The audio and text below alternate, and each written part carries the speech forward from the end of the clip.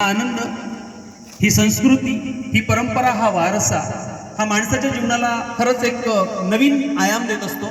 आणि NSC निसर्गप्रेमी सांस्कृतिक चळवळीच्या माध्यमातून म्हणजे ही खूप मोठी चळवळच आहे असं म्हणायला हरकत नाही. सांस्कृतिक ग्रुप किंवा एखादा कल्चरल ग्रुप असणं आणि एखादी चळवळ असणं सांस्कृतिक क्षेत्रामध्ये, कलेच्या क्षेत्रामध्ये, ही खूप मोठी गोष्ट आहे.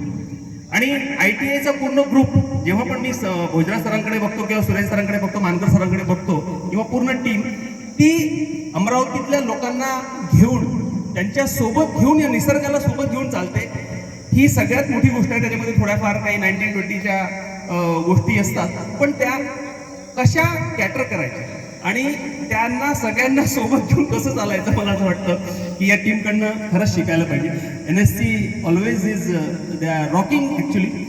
आणि आम्हाला दर संडेला थोडंसं काही कारणामुळे नाही होऊ शक्य, पण म्हणून मग म्हटलं की नाही, तर आपण जेव्हा जेव्हा वेळ मिळतो तेव्हा तेव्हा या यांच्यासोबत बेसिकली निसर्गासोबत NSC सोबत राहणं ही तुमची काळाची ॲक्च्युली गरज आहे. कारण याच्यापासून जो आनंद मिळतो, जे सुख मिळतं, जे समाधान मिळतं, जे मनाची शांती मिळते, मला असं वाटतं ते पैशांमुळे, तुमच्या पदामुळे किंवा कुठल्याच गोष्टीमुळे कदाचितच मिळेल. तर ही जी एक सृष्टीची देणगी आहे ती या प्लॅटफॉर्मच्या, या मंचाच्या माध्यमातून अशीच अबाधित, जसं मागेही म्हटलं होतं, हजारो